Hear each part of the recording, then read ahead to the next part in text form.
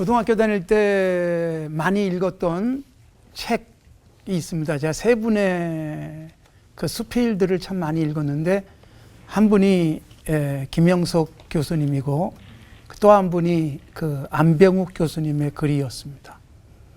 그리고 또 한 분이 얼마 전에 천국 가신 이어령 교수님의 책이었습니다. 그때 이어령 교수님의 책 중에 제게 지금까지도 남아있는 것이 바로 이 본문을 예수도 안 믿는 그분이 문학적으로 해석을 해줬었어요. 예. 현대인이 잃어버린 것들이라는 수필집이었습니다. 제가 제목도 아주 분명하게 기억이 나는데 참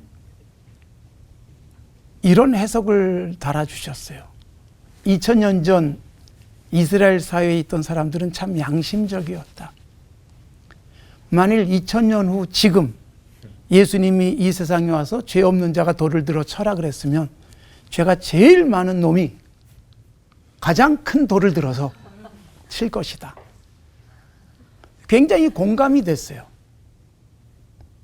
죄 없는 자가 돌을 들어 쳐라 그럴 때 슬금슬금 도망가는 것은 뭐예요? 내 죄를 인정하는 거잖아요. 사람들이 죄를 인정하는 게 쉽지가 않아요. 더욱이 예수님을 어떻게 하든 함정에 빠뜨리기 위해서 여인을 끌고 온 사람들이니 더욱 그러지 않겠어요? 굉장히 방어적이었을 겁니다. 그런 그들이 슬금슬금 돌을 놓고 다 도망가 버리고 말았습니다. 아마 예수님의 영적 권위가 더 그런 결과를 가져다 주지 않았을까, 그런 생각을 합니다. 그래서 저는 그때 현대인이 잃어버린 것들이라는 제목의 수필집에서 오늘날 잃어버린 인간의 양심, 찔러도 꿈쩍도 하지 않는 사람들의 모습, 이런 것들을 떠올렸었어요.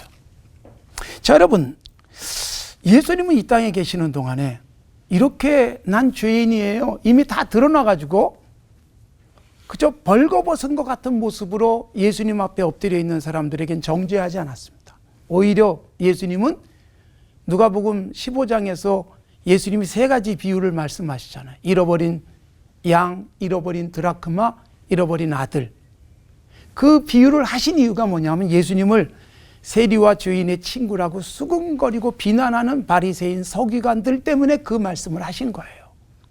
그리고 예수님은 정말 잃어버린 자, 그러나 죄인임을 인정하는 자들을 위해서 오셨음을 분명하게 말씀하셨지 않습니까?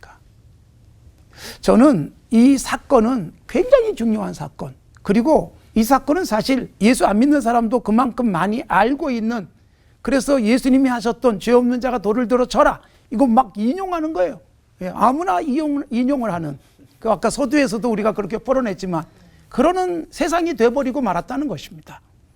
자, 예수님은 이 땅에 정죄를 위해서 오시지 않았다. 우선 이 여인을 통해서 보여주고 있잖아요. 정죄하기 위해서 오신 게 아니라 죄인을 위해서 오셨고, 그가 받을 정죄를 예수님이 대신 받으셨고, 그가 받을 형벌을 예수님이 대신 받으심으로 우리는 정죄에서 벗어나는, 그래서 나도 너를 정죄하지 않는다, 이게 로마서 8장 1절에서 그리스도 안에 있는 자에겐 결코 정죄함이 없다는 바울 사도의 정리가 바로 여기서부터 시작이 되는 거죠. 예수님을 만나는 그 순간 우리가 정죄받지 않는다는 것은 그렇기 때문에 복음이고 최고의 은혜입니다.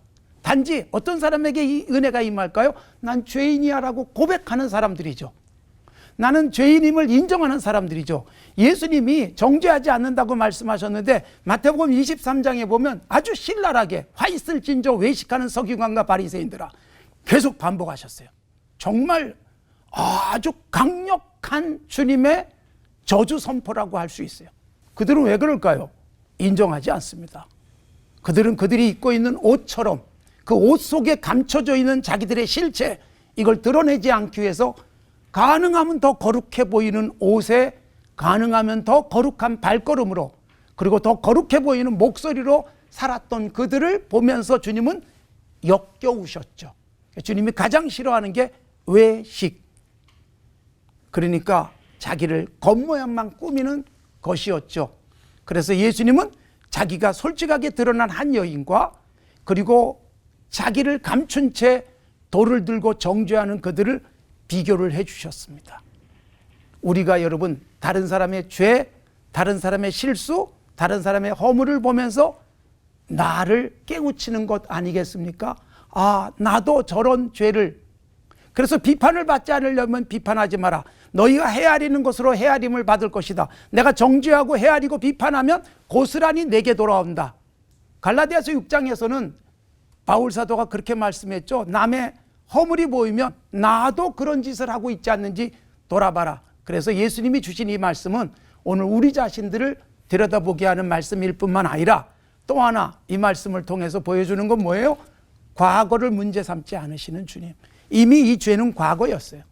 가서 다시는, 그러니까 이제 미래는 이 죄 속에 살지 말고 정말 깨끗한 삶을 위해서 도전하라. 저는 이 여인이 계속 그렇게 살았으리라고 잘 생각이 안 돼요. 또 실수하고 넘어졌지만 그럼에도 불구하고 계속 이 말씀이 생각나면서 점점점 더 좋아지지 않았을까, 그런 기대를 합니다. 우리에게 주시는 말씀 오늘 가슴속에 새기고 또 하나 자신감, 우리의 과거를 문제 삼지 않은 주님 앞에 내일을 더 건강하게 만들어 갔으면 좋겠습니다. 하나님 아버지, 우리의 삶 다시 주님 앞에서 겸손하게 내려놓고 나의 죄, 허물 부끄럽게 여길 뿐만 아니라 더 좋은 내일을 향해서 오늘도 열심히 살게 하옵소서. 예수님의 이름으로 기도드리옵나이다. 아멘. 율법학자와 바리새인들은 예수님을 그 시험에 빠뜨리면 넘어가실 분이라고 여길 정도로 그 정도로 예수님을 몰랐었는지 그때 당시에 어떤 배경에서 나온 시험인지 그게 좀 궁금하고요. 그리고 가늠한 여인을 데려와서 예수님을 시험할 정도로 자기들은 죄와 완전 무관하다고 그렇게 자신이 있었던 건지 그것도 궁금합니다. 자신이 있기보다 뻔뻔했죠. 이게 한 번이 아니잖아. 계속 있어요. 자주. 네. 그리고 또 지구도 또 어떻게 할까 이랬던 거거든요. 사실 저는 이런 생각이 들었어요. 오늘 그 왜 가늠하다가 같이 상대 남자는 도대체 어디 가고 여자만 왔냐 이러는데 저는 그게 그 참 너무 알레고리컬하게 제가 지금까지 없던 해석을 하는지 모르겠지만 그 구약에서도 이스라엘 백성은 여성으로 표시되어져요. 신약의 민족, 교회도 전체, 예, 공동체를 공동체 전체를 여성으로 그리고 교회가 여성이에요. 예수 그리스도의 신부. 그러면 구약의 이스라엘 백성은 하나님의 아내, 하나님의 남편. 이런 개념으로 본다면 오늘날의 교회도 사실 예수 그리스도가 남편인 신부와 같은 존재인데 이 세상은요 교회를 끌고 와가지고 계속 난도질하려고 했어요. 교회가 조금만 잘못하면 뭐 그냥 돌 던지려고 애쓰잖아요. 그런데 예수님이 이 여인을 꽉 품어주듯 제가 너무너무 그래도 희망이 있는 건 뭐냐면 오늘날의 한국교회가 세상에 돌팔매질을 당해도 예수님은 차라리 내가 돌팔매질 당하지 그러고서 이 여인인 교회를 끌어안고 대신 돌 맞을 뿐.